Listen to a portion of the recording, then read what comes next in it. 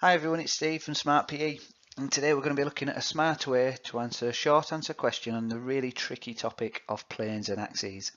Now, as you can see, there's 5 steps at the top of the page that we always follow. I want you to read the question carefully. Then I want you to highlight and fully understand the command word and what it means. So in this question, to identify basically means to just name or characterize. I then want you to look for any topic words, then any qualifying words, and don't forget that's what you're going to be linking your answer to. And finally, the amount of marks available, just to make sure you make enough points in your answer. Okay,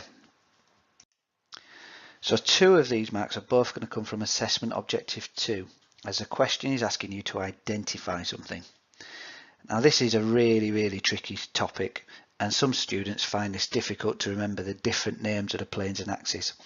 I'd recommend using your revision cards before answering this question to try and remember the names of all the planes and axes. Once you've remembered all the names of all the different planes and axes, it's quite easy to confuse which plane and axis actually go together when describing a sport in action.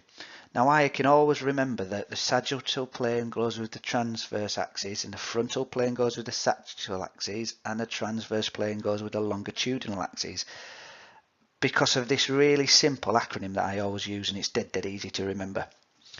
So the acronym is going to help you remember what your plane and axes go together. It's going to be silly, teachers, fall, stupidly, teaching, lots. If you can remember this acronym, you're in a really good position to then put the different planes and axes together. So the S for silly stands for sagittal, and the T stands for transverse. So I know that the sagittal plane and transverse axes go together. The F and the S from fall and stupid will then be frontal plane and sagittal axis. I know that they go together then. And the T and L stand for transverse plane and longitudinal axis. So although this doesn't help me necessarily identify which plane and axis the running action takes place, it does give me a really good chance of making sure that I get the plane and axis together correctly in order to then hopefully get 2 marks.